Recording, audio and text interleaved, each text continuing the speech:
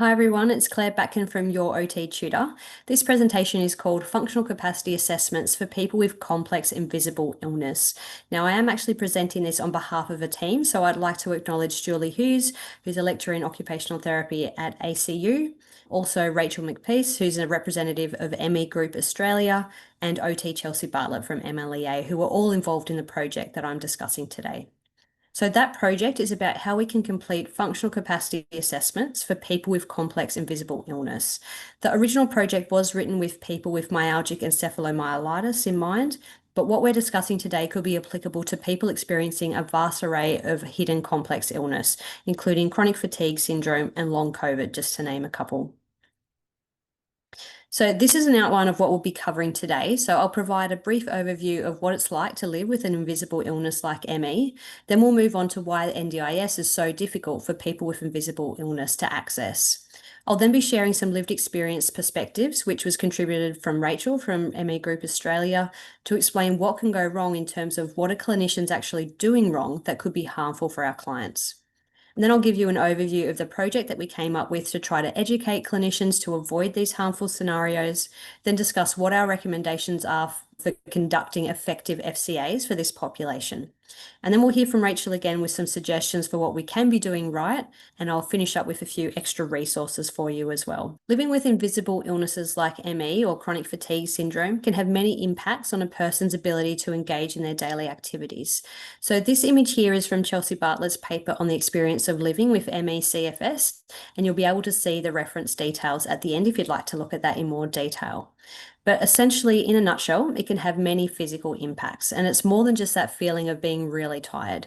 It can include muscle weakness, sensory sensitivities, postural orthostatic tachycardia syndrome or POTS, and post-exertional neuroimmune exhaustion, which is also known as PEM or post-exertional malaise. Cognitive symptoms can include brain fog and word finding difficulties. Psychological impacts can also occur due to the consequences of having an enduring health condition, which can result in being confined to bed or home with no effective treatment. Then this also leads to social impacts such as isolation, compassion fatigue for informal supports, and potentially a loss of those informal supports. People with these conditions have also frequently endured traumatic encounters with the health system, where clinicians have a lack of understanding, their advice could be outdated and harmful, and there's an underlying stigma that conditions like this are somehow the person's fault or all in their head. So with this list of symptoms and impacts in mind, it's no wonder that the grueling process of undertaking any assessment for the NDIS is likely to be particularly challenging for this population. So there are actually two reasons why it's difficult for people with invisible illness to access the NDIS. So one is the nature of the NDIS itself, and the other is the nature of the assessment process. So firstly, the NDIS processes. To meet the eligibility criteria to become an NDIS participant, the participant needs to gather bulletproof medical evidence from a specialist that explains that the condition is permanent and that all reasonable treatments have been trialled. So the language itself in this description is crucial, and unfortunately not all doctors are aware of exactly what they need to write and how they need to write it to tick the right boxes. The NDIA also has an outdated understanding of complex conditions such as ME. They may insist that people should have evidence that they've tried previously recommended treatments like graded exercise therapy and CBT before accepting that the condition is permanent.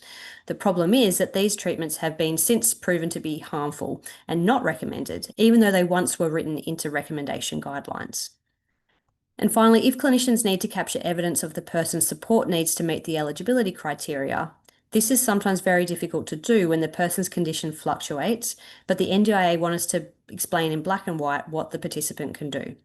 So these things, unfortunately, we don't have much control over, but we do have control over column 2, the assessment process. So to access the NDIS with this sort of condition, people are generally requiring a full functional capacity assessment to capture the evidence that they need. This is a long, physically demanding process, with the initial information gathering session commonly taking 2 to 3 hours for most participants with any condition. Standard practices typically involve lots of interview questions, observations of functional tasks, and completion of standardized assessments. So in short, it's physically and cognitively demanding. So if we go into autopilot and just start doing this standard process with people with ME and complex invisible illness, the approach itself can have significant impacts for our clients. So if we say, can you just show me these 3 transfers? I need to see it. Or can you just fill in these standardized assessment forms? The NDIA likes numbers. We could actually tip our clients into an overloaded, exhausted state that can literally take days for them to recover from. And then finally, there's still a lot of stigma and misunderstanding about conditions like this, even from health professionals. And this in itself can be highly traumatic for our clients. Now, what I wanted to do is to play an audio recording for you from Rachel, who shares her experiences of undergoing the assessment process itself and the trauma that clinicians can sometimes unknowingly cause. Intense pain that would last for 2 days or longer, from preparing for effective meeting by providing key details by email in advance, talking during the meeting, cognitive challenges.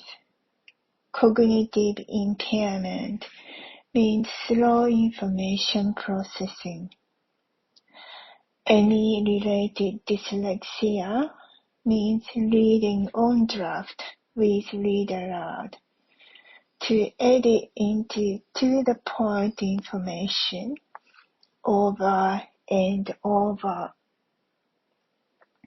PTSD from past experience from health professionals. It makes me hypervigilant, defensive, heightened emotional distress, conscious challenges to be open and balanced. Disappointment, lack of knowledge about any. Quick Google search often gives misinformation and disinformation about any. My preparation email was not read. No consideration to make the meeting less physically and cognitively challenging. Clinician is new to NDIS and has no idea about NDIS guidelines and language. Communication breakdown within MDT. So, as you heard, the actions from clinicians who just don't have a good understanding of these complex conditions, and as a result, who don't modify their standard practices, are causing significant harm to clients. And it's also just not capturing the evidence that's needed for a successful NDIS application. So, what did we do? Last year, as part of an ME Awareness Day webinar event, we presented a collaborative webinar on how to complete FCAs for people with ME. We then took the key messages from this and created a written PDF guideline, which was then shared with Rachel to allow for that lived experience feedback.